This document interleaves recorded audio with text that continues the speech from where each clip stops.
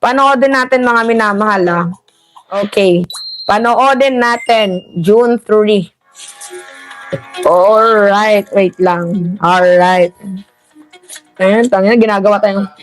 Oh, nag-live na naman! Si Cayetano nag-live na naman. Punyeta ka talaga. Siya pa din daw yung legal. Oo, sabi ni Cayetano, ako pa din yung legal na Senate President. Hindi pa din si Win Gatchalian. Kumbaga, acting Senate President lang siya. Huwag kayong magsaya ngayon. Walang magiging masaya sa pamilyang to. Kumbaga, sa madaling sabi, ganun eh. Walang magiging masaya sa pamilyang to. Ako lang. Diba? Ako pa din ang Senate President. Eh, ikaw pala yung Senate President. Eh, di pumasok ka. Diba? Ikaw pala yung Senate President. Eh, di pumasok ka. Sabi ng mga comment dito, he's already a vlogger. Okay, alam Peter Cayetano, dito ka sa amin. Diba? Nagiging vlogger ka na lang din naman. Eh, dito ka sa amin. Diba? Sabi niya, nag-live na naman siya. Sinasabi niya na at the end of the day, ako pa din ang Senate President kasi si Win Gatchalian, acting SP lang yan. Senate President pro tempore, ako pa din ang SP. Yes, right. You are the Senate President as of the moment now kasi hindi ka pa umattend sa session. But, kapag umattend kayong lahat na majority dyan, I think merong isang lalabas dyan. Mayroong isang lalabas dyan sa ano ninyo, sa box ninyo, sa circle ninyo at lilipat dito sa minority.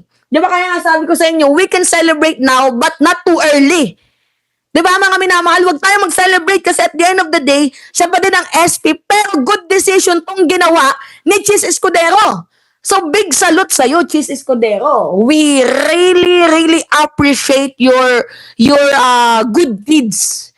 And syempre, deserve mo na palakpakan ka, purihin ka ng mamamayang Pilipino. Sabi dito ni Marley GC, yes, you are still the Senate President, but remember, wag kang makakaapak. Wag ka na makakaapak sa Senate because it's the end of your day. Tama. Kapag tumapak ka dyan sa Senado, ikaw ay susunuging buhay ng mga kasama mo. So, magiging vlogger ka na lang ba forever? Yan na lang ba yung gagawin mo? Because the new Senate, the Senate President pro tempore will change the rule. Gets ninyo? Oh, the pigs breaking in the Senate is over because it was kicked. Good thing. So on the other hand, we need one more. Kasi ang kailangan dito ay isa pa. Kasi we have already 12. We need one more. Kasi 10 na lang sila. We are 12. We are hoping na Loren Legarda, baka naman. Diba? Hindi pa huli ang lahat. Pwede ka pang magbago. But anyway, panoodin natin itong sinabi ni Cayetano. Diyos ko. Ay, naging vlog. Ang ating administrasyon. Ang tingin ba po ng 12 senador ay basta kakampi mo ang Malacanang ay wala ng batas? Kung titingnan niyo po ang Rule 1 and 2 ng Senado na ayon to sa Philippine Constitution, para i-elect ang Senate President at ang Senate President pro tempore ay kailangan po 13. So paano po nila-alisin si Senator Loren Legarda kung 12 lang po sila?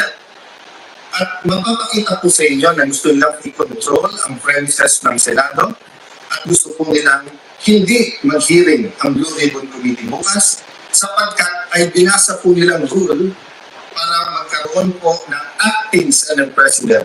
Kailan po ba pwede magkaroon ng acting Senate President? Magbasahin ko po sa inyong rule. Sabi po Nagbasa bigla si Cayetano. Punyeta kang lawyer ka. Umattend ka. Yan lang para malaman mo kung meron ka pang kakampi. Alan said it was moral. Tarantado nga, diba, Stephen? Diba? Naging vlogger bigla si Cayetano. Putak ka ng putak, manahimik ka. Sumipot ka nang malaman natin kung ikaw pa yung Senate President pagbalik mo. Sige. Sumipot ka. Diba? Sumipot ka. Talagang hinahamon ka namin. Sumipot ka para nang malaman natin kung ikaw pa din talaga ang magiging Senate President. Sabi ni Croy Tristan, Blue Ribbon should investigate Tulfo Erwin. He is on the list of 18 Marines. Anyway, continue tayo. It's specified in subparagraph C of Section 4 of the rule the President pro tem shall serve as acting president until the Senate shall have elected a new president. Hindi Ikaw na yung nagbasa. Acting Senate President nga. Tama ka naman. Acting Senate President nga naman. Itong si Win Gatchalian. Pero dahil hindi ka uma-attend, so they have a rights. Diba? May rights sila na gawin ang gusto nila. Kasi hindi ka nga uma-attend. Yes, nandyan yung pangalan. Ikaw pa din ang legitimate na SP.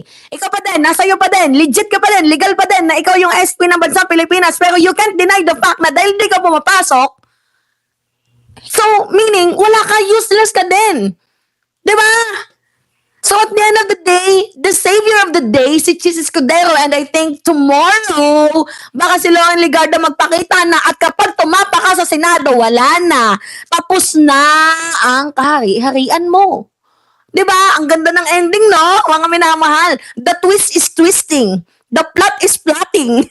Diba? sila maka-elect ng new president dahil wala po silang 13. Ulitin ko po, pag may 13 po sila, ako pa mag-upo sa kanila. Bibilisan ko po na ibibigay sa kanila. Wala po silang 13. So ano yung rule po?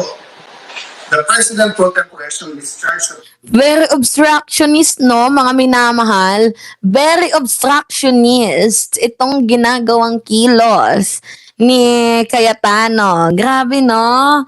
Putragisan ka. Ikaw dapat yung binoboycott dito dahil illegal yung ginagawa mo eh. Sobrang obsessed mo sa pagiging bobo. You know, kung umattend ka sa session, sa tingin ko, mapapalitan ka na. Kaya ang ginagawa mo, nagpa-Facebook live ka na lang. 'Di ba? Sa plenary hall mo yan sabihin, wag sa FB live, punyeta ka.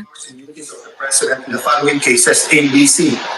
But he or he shall only become acting president in the case of subsection C, which says, in the event of resignation, hindi po tayo nag-resign. Removal, hindi po nila ako naalis. Death, buhay pa naman po siguro ako, hindi po AI ito. Hindi po AI ang kumakausap sa inyo ngayon, buhay pa ho ako. Absolute incapacity, siguro naman po nakikita nyo, nakakapag-isip po ako, nakakapagsalita po ako.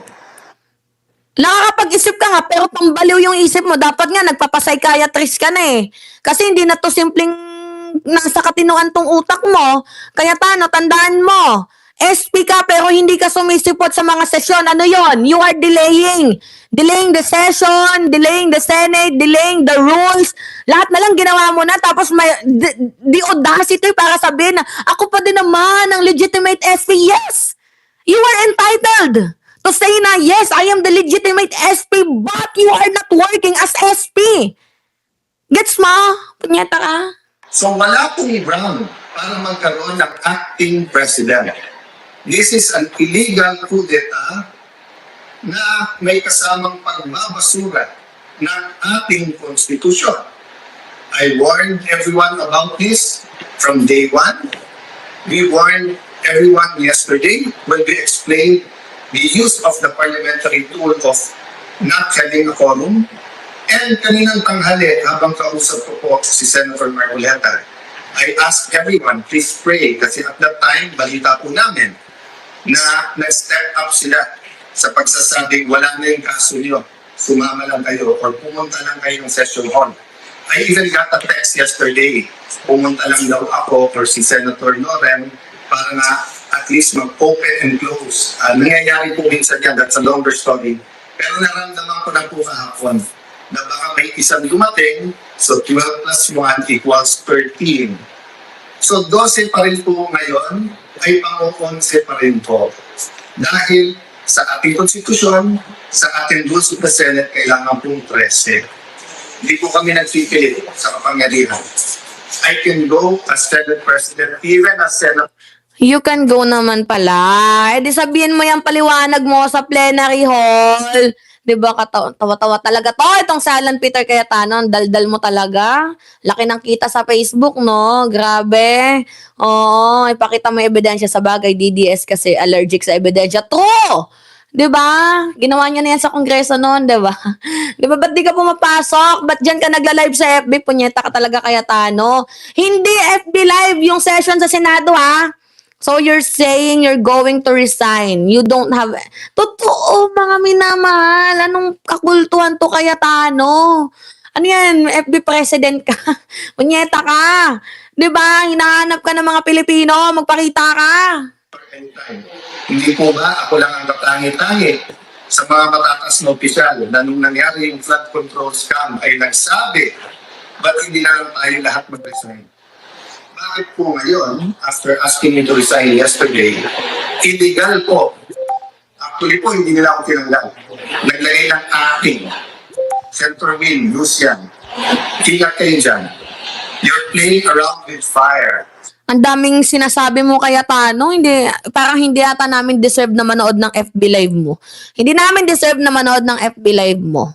Kasi nakakabobo. You are telling something na hindi namin maintindihan kung umattend ka na lang dyan sa Senado. Okay, tapos yung usapan, yes, you are the legitimate SP, but you are not working. So, they elect new one na magiging acting as you. Kasi, hindi ka nga umattend. Hindi mo ba yun naintindihan? Uso na ba ngayon yung vlogger? So, hello Alicia, what is your YouTube account? Ito na po, Mima Alicia Comments. Diba, mga minamahal? Talentado ka, pero tarantado. Alan Peter Cayetano, isa lang masasabi ko. Talentado kang tarantado. Anyway, mga minamahal, please do the likes, please do the shares, and don't forget to click the subscribe, and always nyo pong i-hit, mga minamahal. Makinig kayo. Tayo po ay magpapaalam na. I-click nyo po ang like. Mahalaga pong kiniklik nyo yung like. Yung like po ang bumubuhay sa mga kabataan. Yung mga kabataan, kinukuha nila yung videos natin. Nire-repost nila. At maganda na din yon kahit i-repost sila yung kumita. Wala na akong pakialam doon. Basta yung mensahe natin, kabataan, napapalaganap. So, malaking tulong kapag nilalike po ninyo yung live natin. Salamat sa iyo, Stephen Ferriol, ang ating napakabait, napakagwapo, magandang admin, 'di ba? Marlene Dineros, thank you. Irene Cula, thank you. Ara Pilar, thank you. 'Di ba? Si Eric De La Cruz, kung nanonood ka man, shout out sa iyo. Yan, shout out Edgar Tombok.